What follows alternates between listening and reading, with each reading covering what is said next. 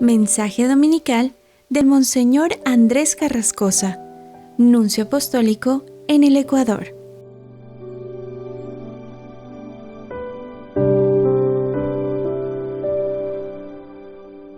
Queridos hermanos, feliz domingo. Estamos en el domingo 20 del tiempo ordinario y leemos el capítulo 6 de San Juan a partir del versículo 51 hasta el 58. Jesús dijo en aquel tiempo a sus discípulos: «Yo soy el pan vivo que ha bajado del cielo. El que coma de este pan vivirá para siempre. Y el pan que yo les voy a dar es mi carne, para que el mundo tenga vida». Estamos en el versículo 51 y aparece por la primera vez una palabra nueva que se va a repetir 11 veces hasta el final del discurso de Jesús: carne y sangre, comer y beber. Son palabras de un gran realismo. No nos podemos quedar solo en una comprensión simbólica. Entonces los judíos se pusieron a discutir entre sí: ¿cómo puede éste darnos a comer su carne? Porque lo comprendieron de la manera más realista y están en shock. Si hubieran pensado que era un comer solamente espiritual, no hubieran tenido ninguna sorpresa. Jesús entonces les dijo: yo les aseguro, si no comen la carne del Hijo del Hombre y no beben su sangre, no podrán tener vida en ustedes. Jesús, en vez de atenuar ese shock, acentúa todavía más el realismo de sus palabras y añade la palabra carne y la palabra sangre. Ya no se trata solamente de comer, se trata también de beber. La comunión bajo las dos especies, que forma parte de la gran tradición que se remonta a Jesús mismo, al punto que a veces nos preguntamos cómo lo hemos podido abandonar y cuánto tiempo pasará hasta que deseemos de nuevo comulgar bajo las dos especies. Asociar las dos palabras, carne y sangre, puede comprenderse de muchas maneras. En la mentalidad semítica, esa expresión designa la carne y la sangre al hombre entero, todo aquello que forma la realidad concreta del ser humano con sus posibilidades y sus debilidades. En esa misma mentalidad de Oriente, la sangre era sagrada, porque era el símbolo de la vida. Aunque se podía sustituir una palabra por otra: si no beben su vida, no tendrán vida en ustedes. Pero finalmente, sobre todo, esta separación de los dos elementos, mi carne y mi sangre, evoca la manera con la que Jesús va a morir. La separación de la carne y de la sangre es la muerte.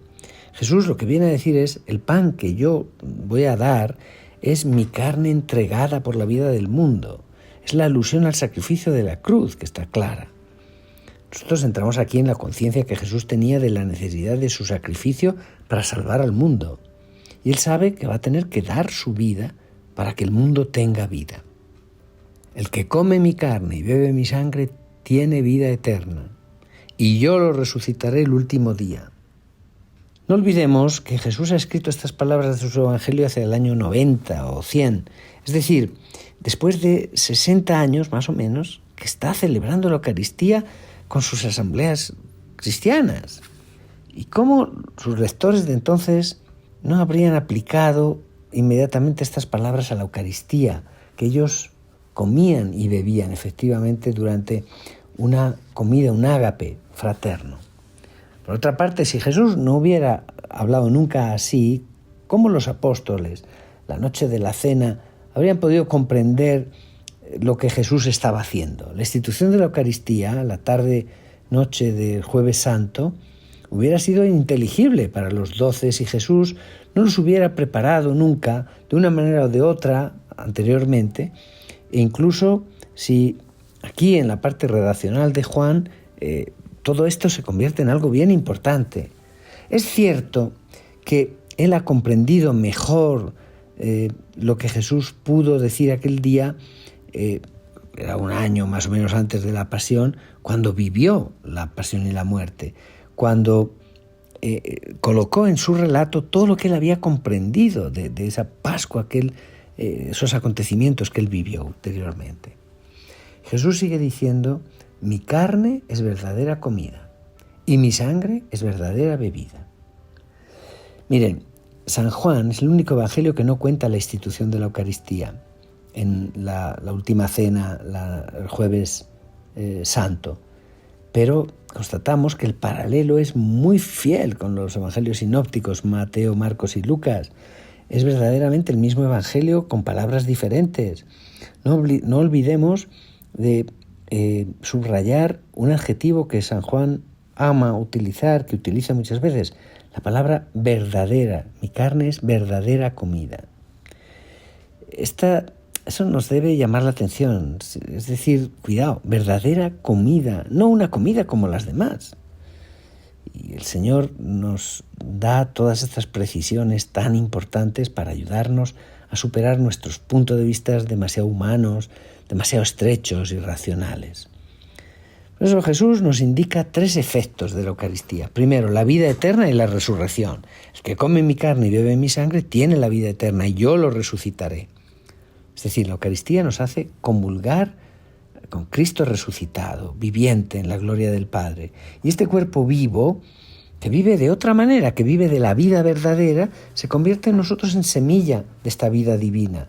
La noche de la cena, según los evangelios sinópticos, Mateo, Marcos y Lucas, Jesús habla de un banquete celeste en el cual reunirá de nuevo a sus amigos.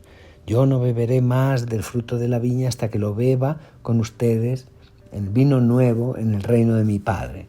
Es decir, el banquete eucarístico es una anticipación del cielo, donde nos sentaremos a la mesa del Padre, de Jesús, del Espíritu Santo, según es el icono de la Trinidad. Sí, nosotros vamos hacia ese encuentro bienaventurado y tenemos que darle gracias a Dios. El segundo efecto de la Eucaristía es la inmanencia recíproca de Cristo y del cristiano. Quien come mi carne y bebe mi sangre permanece en mí y yo en él. Esta es una palabra que San Juan ama usar, permanecer. ¿Saben que lo que es estar con alguien que uno ama y por el cual es amado? Uno es feliz de estar ahí.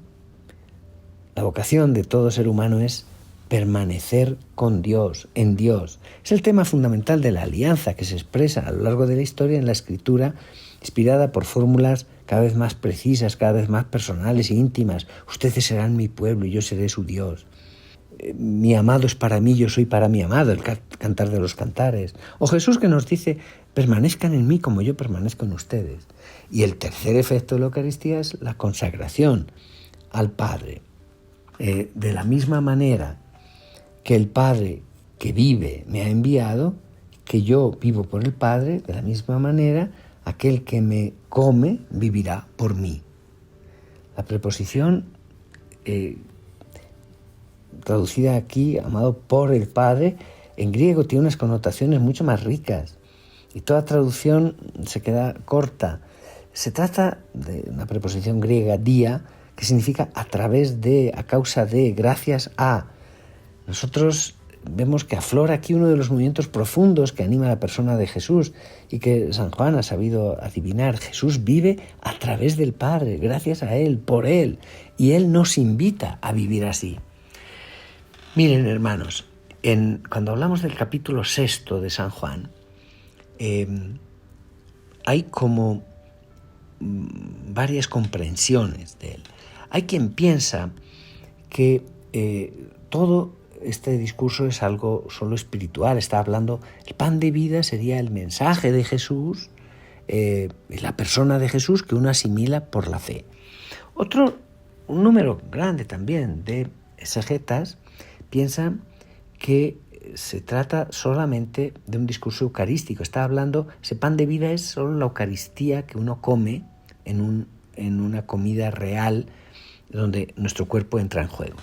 Pero otros muchos comentadores piensan que es una cosa media. La primera parte del discurso, hasta el versículo 50, hasta aquí, hablaba de la fe, de que nutrirse de Jesús por comulgar con su pensamiento y con su palabra, con su persona. Y que la segunda parte, a partir de lo que leemos hoy, tiene que ver con la Eucaristía, comulgar su carne y su sangre de manera sacramental, un signo eficaz. Pero hay también muchos autores contemporáneos para quienes el discurso de Jesús tiene que ver totalmente con la fe y totalmente con la Eucaristía. Que hay una unión muy fuerte entre los dos temas. La fe total en Cristo implica la fe en su presencia eucarística, porque la Eucaristía es el misterio de la fe por excelencia. Y meditar la palabra de Jesús y su persona, que es la primera parte de la misa, la liturgia de la palabra, y después comulgar con su cuerpo y con su sangre, que es la segunda parte de la misa, la liturgia del sacrificio. Estos son como la prolongación el uno del otro. No se puede creer verdaderamente en Jesús, Hijo de Dios, encarnado en la carne, si uno no está dispuesto a ir hasta comer su cuerpo, beber su sangre. Era normal que Jesús hablase de la fe antes de hablar explícitamente de la Eucaristía, porque el misterio de su presencia no nutre verdaderamente, sino aquel que cree en él. Aquí vemos la importancia de llegar a tiempo a la misa, porque hay que nutrirse por la fe, hay que nutrirse de la palabra de Dios, la primera parte de la misa, para poder nutrirse después de él en su cuerpo entregado por nosotros. No hay como dos partes en la misa cuya primera parte es facultativa. Bueno, la misa es válida si uno llega al ofertorio. No, desde el comienzo ya estamos comulgando con Jesús, el Verbo de Dios, para después comulgar con el cuerpo y la sangre del Señor. Queridos hermanos, que tengan un feliz domingo y que Dios les bendiga.